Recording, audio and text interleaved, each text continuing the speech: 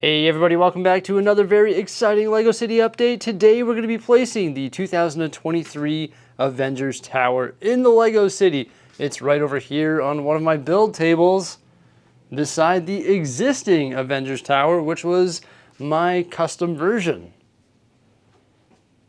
So I think the new one looks substantially better than the old one, that's for sure. But this one is much taller.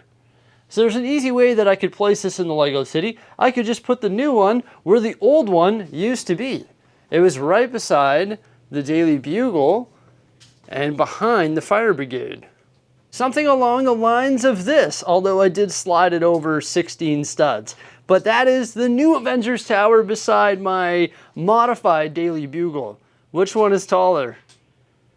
The Daily Bugle is. I added an additional floor and I increased the width of it from 32 to 48 studs, so it's an absolute monster. What do you think? Do you like the position of that? It's pretty cool because you got some depth, right? We've got the Ghostbusters HQ, and then we've got the Daily Bugle and the Avengers Tower behind. From this side, it definitely looks pretty crowded.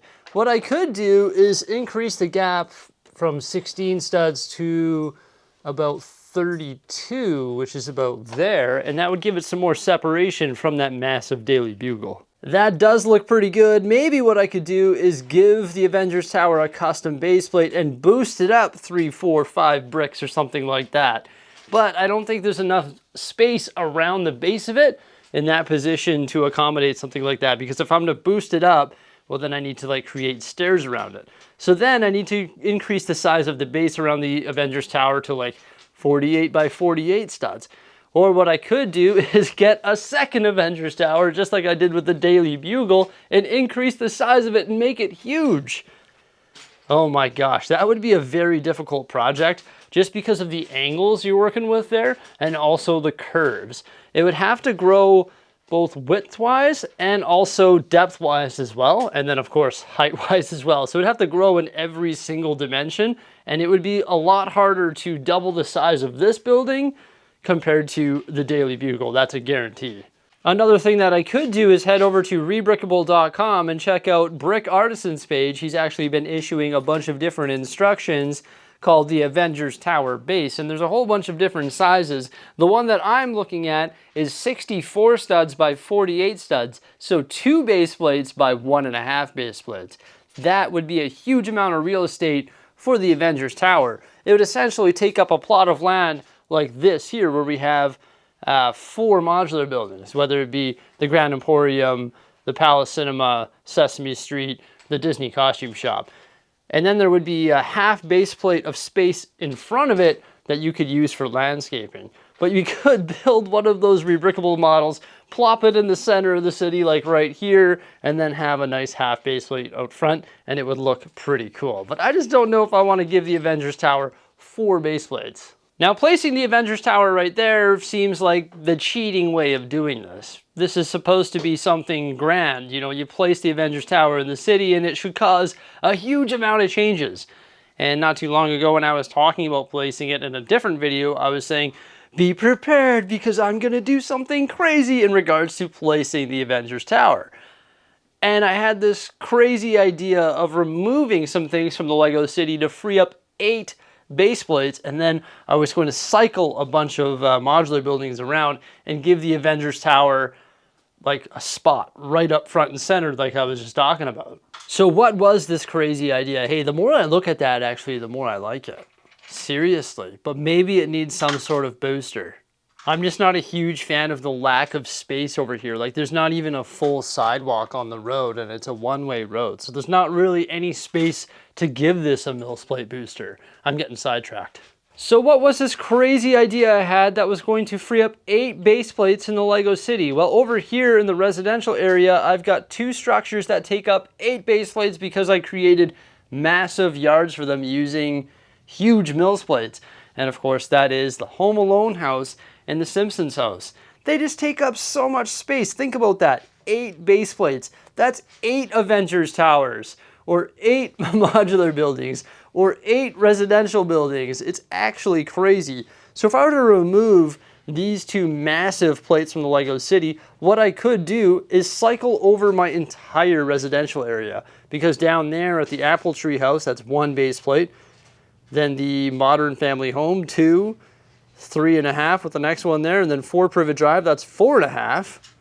And then we've got 1, 2, 3, 3 more there, which is 7.5 plates. So I could literally free up this whole block by moving those over.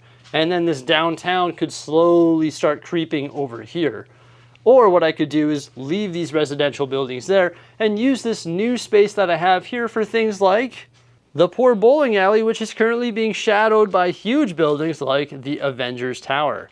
So I can move that over there, and then I could also try and think of some other smaller style modular buildings that could fit on that block as well, that sort of match the feel of the beach and also campground. I think it's pretty cool to have a bowling alley right by the beach, right? You want to go to the beach, then maybe you want to go knock down some pins. I think it sort of makes sense, right?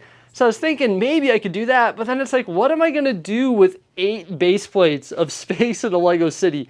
That is a ton of space. So if I cycle everything out of here, then I have 8 open plates. What am I going to do with all that space? Plus, I think there's 2 additional plates open scattered throughout. So then I'd have 10 open base plates. So I don't know if I'm ready to make a huge change like that. So I know I'm going on and on and on about these changes, but that's just sort of what goes through my head on a daily basis when I'm down here working. I'm always thinking and strategizing as to how I can free up more space in the Lego City and how I can display things better in the space that I currently have. What do you think? Should I do that? Maybe I should wait a bit just to acquire some more buildings, or maybe build some more buildings and then move forward with that. Now, if I were to do that, I for sure would not part out the yards for the Home Alone house and the Simpson house.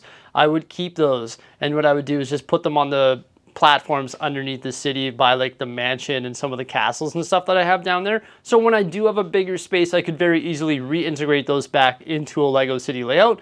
So it's cool to have some of that stuff like the mansion and the castles, potentially the Simpsons house, the Home Alone house, on reserve for when I have a bigger space in the future. Now, if I were to free up 8 base plates in the Lego City, one thing I could do to fill the space is actually convert the Winter Village modular buildings to standard modular buildings by simply removing the snow. And those might look pretty cool in the Lego City.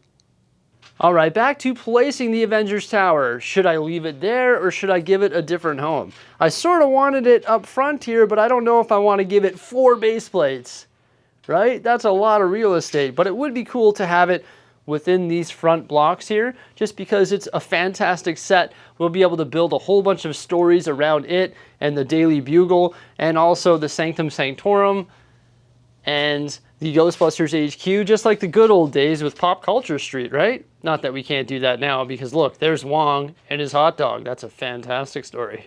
So I've decided that it's for sure not going to stay back there. I want it front and center, folks. It's going to be so cool. We need to give these two guys an epic show. So I think it's going to go on this block somehow. First things first, I've got to remove the Ghostbusters HQ and also the skyscraper that sits behind it. Then I can slide over the sit complex and spin it 180 degrees so that it's now facing the Daily Bugle. Next up, put the Ghostbusters HQ back in the city, just slid it over 1 base plate and fix up the sidewalks and also the driveway pull-in. Crawl underneath the Lego City, pop up through the access hole there and grab the Avengers Tower, which is too tall, so I have to angle it sideways. Good thing this thing is really strong, and I'm pretty sure that this is going to be the new position for the Avengers Tower. It's right beside the Ghostbusters HQ and in the front row, which is pretty cool. I'm not too sure about this nougat skyscraper. Maybe it needs to go to the back row, so I'm going to move it over there and I'm going to replace it with the white and black skyscraper. I'm definitely digging the position of the Avengers Tower out front here in the Lego City. Now that it's placed, I've got to go around and clean up all the details. There's a whole bunch of minifigures here that need to be placed, and we need to create some stories. In addition to that, we've got the Leviathan there, and also these tiles need to be changed up. Dark gray does not match the city, and this helicopter is awfully close to the top of the Avengers Tower. In fact, the helicopter blades are touching it. So yeah, that probably has to move as well. Some of the minifig positions here in the Avengers Tower have been changed up, but for the most part, I like the stories that were already being told, you know? Like, we've got Hawkeye right there, shooting his arrow like a little grappling hook. I hope I can keep this Chitauri flyer like that. We've got to have Hulk smashing the building. We got Tony being caught by his suit of armor. I brought Wanda and Vision down here. They're battling side by side against the Chitauri. Same with War Machine and Iron Man. There's also another Tony Stark walking out right there with the Tesseract. And then I added some minifigures to the interior as well, just so they stay with the set, such as Pepper Potts, some of the S.H.I.E.L.D. agents. We've got both Captain Americas in there. Up top here, there's the battle-damaged Iron Man, and then there's a few others scattered throughout the tower as well. But yeah, I'm thinking that looks pretty sweet. There is quite the battle happening in and throughout the Avengers Tower. And once again, changed up the sidewalks to light gray so they match the rest of the city. And check it out, over here, there's Kevin taking it all in right beside Nick Fury, who's about to use that pager to call up Captain Marvel. So there's a whole bunch of stories around the Avengers Tower. That is looking pretty epic. Also changed up some of these figures over here around the Ghostbusters HQ. Got Slimer at that interesting angle there, coming down and sliming this guy right there. And then there's a whole bunch of stories. Included in that is Superman. And look who's on top of the Ghostbusters HQ taking a picture of his tube side. It is Peter Parker right beside a different Spider-Man. And then I also fixed up this Spider-Man right here as well. It is a multiverse, folks. There are lots of Spider-Mans around. Well, yeah, it's looking pretty epic. We got all the stories about the Daily Bugle, Avengers Tower, and Ghostbusters HQ looking pretty... not really cohesive, I should say, because there's just so much of it happening. Also, all the friends out front of the sit complex there, and then some more minifigures over there, such as Morbius, Ebony, Sandman, and Doctor Strange. Now, there's one thing that I've got to deal with here, and it is this. Another thing that I really enjoy about having the Avengers Tower in this position is that it actually looks taller than the Daily Bugle. And actually, from a certain point of view, it is taller than the Daily Bugle. I know I said that the Daily Bugle is taller than it earlier, but when you look at the roof here, right? And then you look at the roof of the Daily Bugle, even the top of the sign, this is taller. The only thing that makes the Daily Bugle taller is the big radio antenna on the top. So technically speaking, this is a bigger structure. Did you notice what I replaced the helicopter with? Yeah, that looks pretty cool, hey? That makes way more sense to have above the Avengers Tower compared to the Black Widow helicopter. And look who's on his way to destroy it. There's Thor. I love that new lightning piece on the hammer. That is fantastic. I also put all the modular buildings back in the city over here, and this is what the Newgate skyscraper looks like on this street. Sort of makes sense. It's with some of the other high-rises, and then you can see the Avengers Tower in the background from this angle, and I think that looks pretty epic. So everybody, there we go. We've got the new Avengers Tower placed in the Lego City, looking pretty epic. I've got some big decisions to make in regards to this area over here, and if I plan to expand the city that way. I don't know. I think I like it as it is for now. I'm pretty excited about the placement of this building. I think it looks pretty epic, and it's one of the first things that you see when you walk into the studio space, right? So I'm pretty excited about that.